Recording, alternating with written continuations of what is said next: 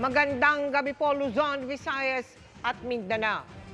Hindi napigilan ng binagong sistema ng traslasyon ang mga debutong nag-antabay sa andas ng poong Jesus Nazareno. Sa ngayon, mahigit 600,000 deboto na ang nakikibahagi sa traslasyon. Sa tindi ng bugso ng mga tao, may mga debotong nasugatan at may mga pagkakataong ding nabalahaw at nabangketa ang andas. Mga kapuso, sa kabila niyan, iba't ibang mukha ng pananampalataya ang ating nasaksihan. Mga debotong matiyagang nag-abang, bitbit ang kanilang panalangin. Narito ang aking pagtutok. Thank you, Jess. Pahinga ka.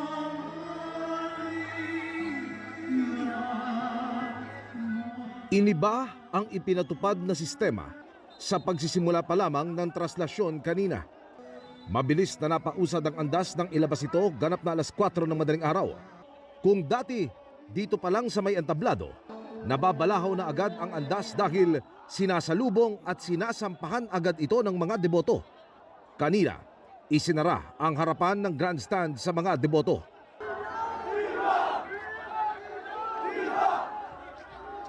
At ang daraanan ng andas, binantayan ng mga volunteer group na inasay ng Quiapo Church. Maraming salamat po. Happy Fiesta! Pagliko ng Katigbak Drive, libu-libong pulis naman ang kumadena o nagmistulang human chain sa gilid para isara at walang makabara sa daraanan ng andas. Ang bilis po ngayon, para sa akin mas okay po to. Yung dati pong inaabot na 2.5 hours from Grandstand to Bonifacio Drive, ngayon po almost 15 minutes lang. Pero nang makatawid na ng Ross Boulevard ang andas, dito na sinalubong ang mahal na senyor ng mga nag-aantabay niyang deboto. Sa lakas ng puwersa, napapaatras ang andas at ilang beses pang nabangketa. Hindi napipigilan yung pagandar ng kami. Okay. Tuloy-tuloy, tsaka hindi na mapigilan din yung mga tao. Si Lucky na isang debotong fish vendor, nasugatan na nga sa paa ng maipit, nawalay pa sa mga kasama. Nagkaroon naman tulangan kap sa doon kanina sa pagbabante ng ng phone. May problema ho tayo ngayon. May nahanap po kayo? Ay, nahanap ko pa yung kapatid ko kap eh. Oo. Hanggang ngayon, hindi ko pa rin nakikita hanggang ngayon. Pagdating sa may Finance Road, lalo kong nadama ang bugso ng mga deboto. Tropa-tropa na karamihan ay puro kabataan ang sumasampa. At sa oras na makaakyat na at mahagka na ang krus, tila ayaw ng magsibitaw. Iho, anong pakiramdam na mahawakan mo ang mahal na poon? Masarap po sa pakiramdam. Kasi po lahat mo na gusto mo kong sabihin sa kanya, nasasabi ko sa Diyos. Ano yung sinabi mo sa kanya? Pwede ko malaman? Ano po, ingatan po na palagi yung nanay ko po. Kasi siya na lang po natitira sa buhay ko po. Masaya. Asan pa? Taon-taon naman po, lagi ako sumasampa sa likod ng Ano po binulong niyo sa kanya kanina? Nanginila ako ng mga gabay, pasasalamat. Hindi lang lalaki ang mga dominante. Nakikipagsabayan sa akyatan pati mga babae. Hindi naman daw kasi problema dahil sa oras na ikay nakalapit na, tutulungan ka na ng mga kapatid na makasampa. Saan mo man sila matapakan, okay lang. Dahil bahagi daw ito ng kanilang sakripisyo. Sumangko po ako sa paminggaan po.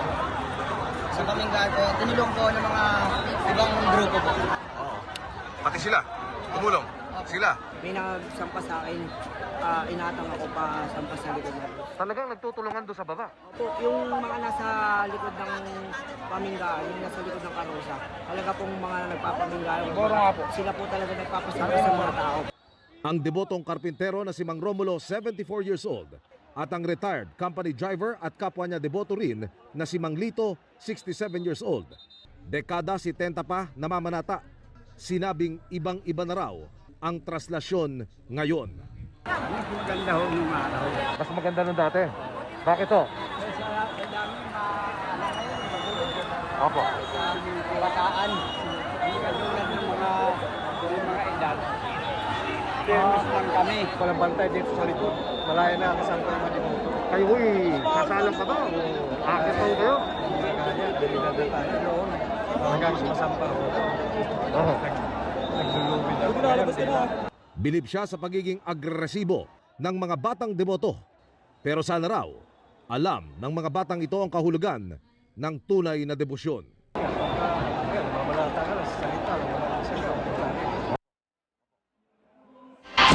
Isa na ang kumpirmadong patay sa gumuhong landfill sa Barangay Binaliw sa Cebu City kahapon. Sa ngayon, nasa 34 pang individual na natrap ang pinaghahanap ng mga otoridad. May mga manggagawang nagtatrabaho sa lugar nang mangyari ang pagguho kaya may mga natabunan. Ang karagdagang detalye, ihahatid po namin maya-maya lang.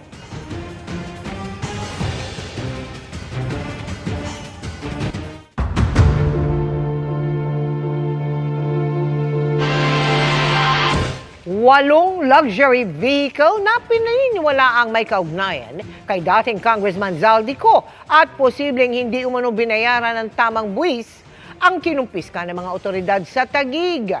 Pero ayon sa company ko, mali ang kinumpiskan mga sasakyan dahil hindi naman daw ito'y nakapangalan sa dating kongresista. Nakatutok si Maki Pulido. Bulletproof na Rolls-Royce, Ferrari sports car, mga Lexus, Cadillac Escalade, Mercedes-Benz, GMC at Toyota Sequoia ang mga nakumpiskang luxury vehicle na pinaniniwala ang pag-aari ni dating Congressman Zaldico. Sa 9 na luxury vehicle na nasa search warrant, 8 lang ang inabutan kagabi sa isang condominium building sa BGC. Lumabas sa investigasyon ng Independent Commission for Infrastructure ang detalye ng mga sasakyan at ito ang ginamit na basehan para makakuha ng search warrant ang Bureau of Customs. Posible, ayon sa Customs, na hindi binayaran ang tamang buwis ng mga luxury vehicle. Nakakalap tayo ng impormasyon mula sa ICI patungkol sa 9 na sasakyang ito. At sa ating pagsusuri, ito ay hindi nakitaan ng kaukulang record sa ating systems. Bukod sa 8 sasakyan, kinumpiska rin ng PNP Highway Patrol Group ang 4 na iba pa, kabilang ang isang Ferrari na posible raw na may mga violation. Ang kabuuang halaga tinatayang nasa 145 million pesos. Dahil wala raw parking space sa Customs, ipinarada ang 12 luxury vehicle sa tapat ng opisina ng ICI sa BGC. Hindi nakapangalan kay Ko ang mga luxury vehicle, kundi sa mga kumpanyang pinaniniwalaang konektado siya. Ang Rolls-Royce, halimbawa, nakarehistro sa ilalim ng Holding Corp Leisure and Hospitality. Ang isang Lexus, Cadillac Escalade at Mercedes-Benz nakarehistro sa SunWest Construction.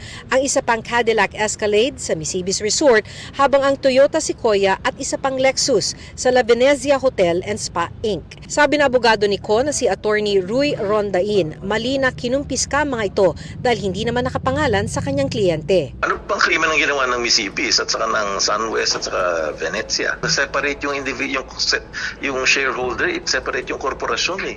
Sinusubukan pa naming kunin ang pahayag ng BOC hinggil dito. Ayon kay Rondain, sa ibang operasyong isinagawa noong Miyerkules, illegal search and seizure umanong isinagawa ng mga pulis nang sapilitang kunin ang mga susi ng nasa 22 iba pang mga sasakyan nang walang warrant mula sa korte.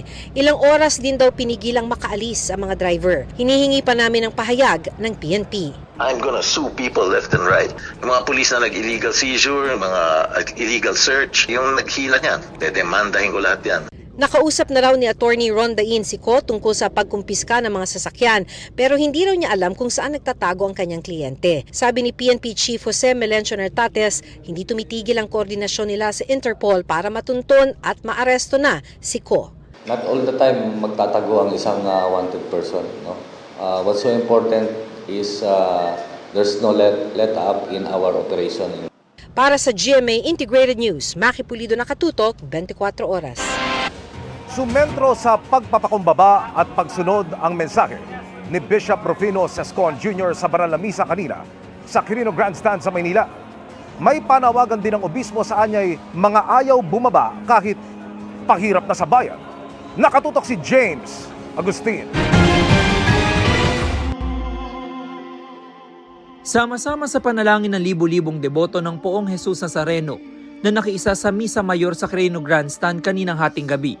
Pinangunahan ng banal na misa ni Bishop Rufino Sescon Jr. ng Diocese ng Balanga. Humalili siya kay Manila Archbishop Jose Cardinal Advincula na kasalukuyang nasa Roma.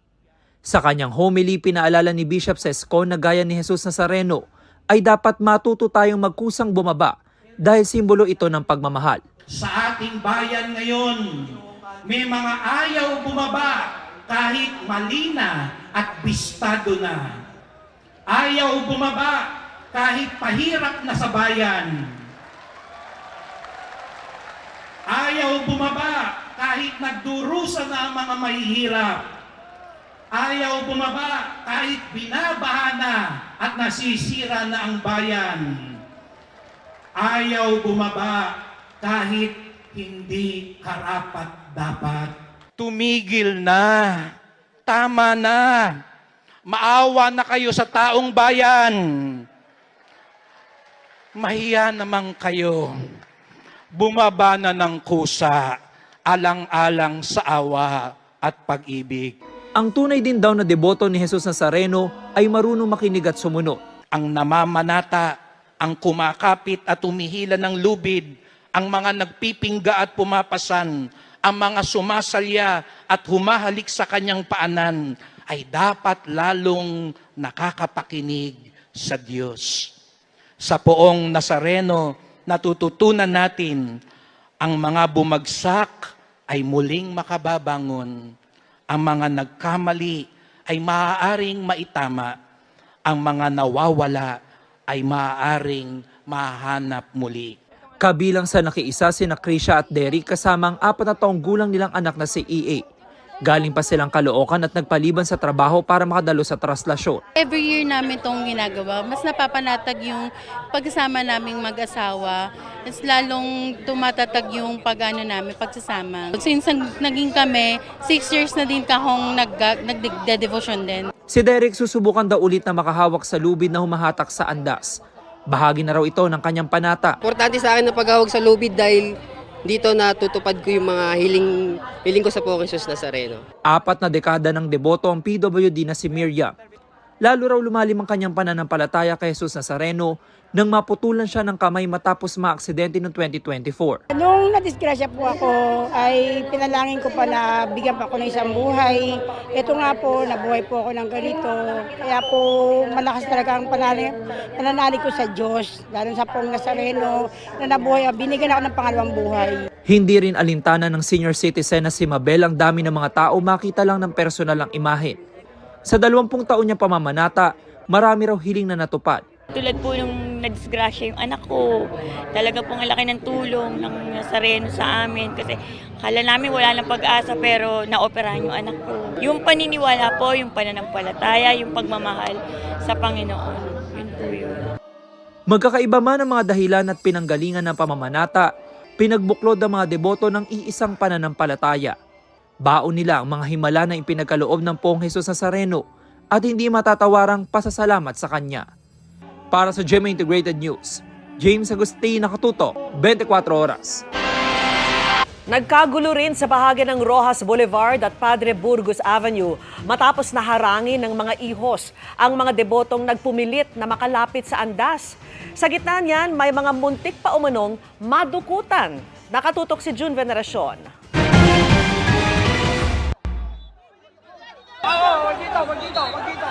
Nagkatensyon agad bago pa man makatawid ng Rojas Boulevard papuntang Padre Burgos Avenue ang andas ng Poong Jesus Nazareno bandang 4:00 ng madaling araw.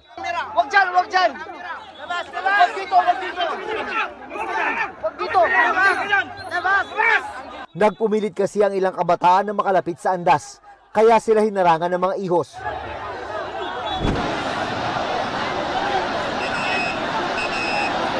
Nang nasa Padre Burgos na ang andas, doon na sumalubong ang mga deboto para makalapit sa imahe ng Poong Jesus Nazareno. Kanya-kanyang pwesto ang mga deboto para makita ng maayos ang pagdaan ng prosesyon. May mga nasa taas ng puno, pati na rin sa poste ng kalye. Kahit may panganib na mapaluputan, lakas loob pa rin nagunahan ng mga deboto na mahawakan ang lubid nito at makasampa sa andas. Taon-taon ko po gagawin para sa pamilya. Kahit mahirap. Sa gilid ng kalsada, nakita naming nanginginig ang kamay at katawan ng 23 anyos sa si Angel. May mga sugat din siya sa paa. Yun pala, muntik na siyang hindi makalabas sa siksikan ng mga deboto. Ako po yung nadaganan po. Ako po yung nasa ilalim. So baka may possible po na nabalian daw po yung paa ko. Sa gitna ng siksikan at pagdagsa ng napakaraming deboto ng Poong Jesus Nazareno, may ilan na nakaisipang gumawa ng kasamaan.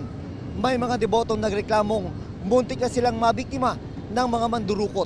Sa aming pwesto, may mga nabistong nag-aabang lang pala ng tamang tiyempo. Nasa bulsa lang yung phone ko pero alam ko. Tapos bigla niyang dinukot, nakita ko. Tapos nung ginanong ko siya, sabi ko, yung cellphone ko, bitawan mo. Binitawan niya sa lapag. Tapos bigla na silang umalis. Ilan yun? Dalawa sila. Tatlo. Nagkakasama sila. Pati ang aking team ay muntik na ring mabiktima ng mga mandurukot. May umawak sa bulsa ko, pag hawak sa kamay, hawak na yung dalawang cellphone ko eh. Buti na bitawan. Para sa GMA Integrated News, June Veneracion, nakatutok, 24 oras. Mga kapuso, samot-saring basura ang naiwan sa mga dinaanan ng andas, kabilang po sa bahagi ng Rojas Boulevard at P. Burgos. Pati mga nakasetup na palikuran sa Quirino Grandstand, kinapos sa dami ng mga dumagsang deboto. Nakatutok si Oscar Oida.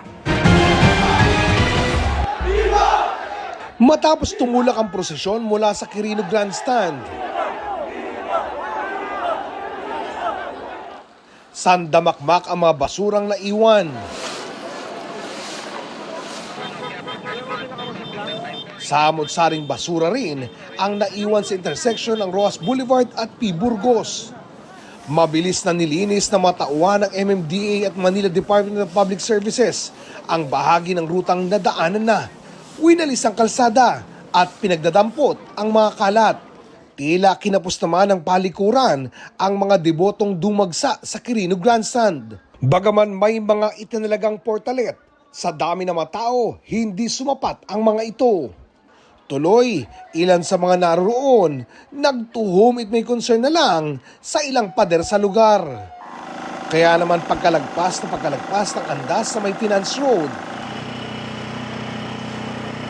agad pinower spray ang kalsada para maalis ang dumi at panghi na iniwan sa gilid ng kalsada. Kumpara noong mga nagdaang taon, higit na mabilis ang andar ng andas sa bahagi ng Katigbak Drive, palabas ng Rojas Boulevard, pasado alas 4 ng madaling araw. Hindi gaya noong nakaraang taon na tumagal ng mahigit 1 oras sa naturang intersection ang andas. Ito'y pagpapakita na yung ating mga ginagawa na mga pagkilos, yung ating mga ginagawa na mga lahat ng mga meeting, nakita natin ito yung kinalabasan. Dahil dyan, ang iba na may mga kasamang bata, safe na safe daw ang feeling. Viva! Viva! Viva! Viva! Bali 3 po yan, may baby pa. Baby ba? Opo, meron. Hindi mo natatakot? Hindi naman po kasi, debosyon na po namin to, panakata na namin to. Malaking tulong din ang mga namamanata na nagsilbing human barrier para di basta-basta makalapit sa andas ang iba pang deboto na naghahangad na makasampa. Pag may nagtatangkang makasunod, agad nilang binabarikadahan. Ang instruction po kasi sa amin, ng aming leader, ay masala po muna namin to kahit na pakunti-kunti yung tao para hindi po totaling volume na sumunod sa andas. Masaya man sa naging maayos na simula ng traslasyon na dismaya ng bahagyang ilan sa mga vendor. Sa bilis daw kasi ng andar ng andas, di sila gaanong nakabenta. Mabilis po kasi yung takbo ng ngayon, ng Nazareno po kasi ngayon. Kaya may hina po yung yung benta. Para sa GMA Integrated News, Oscar Oida, nakatutok, 24 oras. Good evening mga kapuso. Focus sa trabaho at sarili si Jerry Gonzalez na magiging abala raw ngayong taon dahil sa dami ng gagawin niyang project. Buena mano ang pagbibidahan niyang episode bukas ng Magpakailanman. Makichika kay Aubrey Carampel. Pinasok ang isang maling paraan na gaganap bilang isang OFW na nakulong sa Malaysia matapos masangkot sa mga illegal na gawain si Sparkle actor Jeric Gonzalez sa Magpakailanman. Para yan sa episode na Pangarap at Hustisya, The Jimmy Aguilar Story na mapapanood ngayong Sabado. Inspiring at kapupulutan daw ng aral ang kwentong ito, lalo na para sa mga OFW at kanilang pamilya. As an actor, malaking hamon daw kay Jeric na muling bumida sa isang MPK episode. Isa nga raw ito sa pinakamahirap na role na kanyang ginampanan. Kasi every scene talaga napakabigat, napakahirap, challenge talaga sa akin bilang aktor, pero I'm happy na ako yung nabigyan ng opportunity to play this role. This 2026, maraming nakatakdang proyekto raw na gagawin si Jeric. Bukod sa pagiging aktor, isa rin daw sa kanyang goals ay matutukan din ang kanyang music. Gusto raw niyang makapag-release ng new song and album. More pelikula kasi yun talaga yung passion ko, yung pag-arte, and then yung sa music, hopefully, and sana hopefully concert soon. Yun yung mga dream ko perform. May pagka-daring daw ang pinaghahandaan niyang movie, kaya naman tuloy-tuloy daw ang pagpapaganda niya ng katawan. New Year's resolution din daw niya na mas maging active. Mas positive yung mindset na, masipagan yung workout, and then more time with my family kasi yun yung minsan nawawala, di ba? Pagka busy na tayo, and then mas engaging sa mga physical activities outside, like ngayon I'm running and gusto ko sana hiking, mga ganyan. Outdoor activities. Sa usaping love life, may time din ba si Jeric? Sa ngayon, I'm focused on work and myself. Self-love. Self-love. Aubrey Carampel, updated sa showbiz happenings.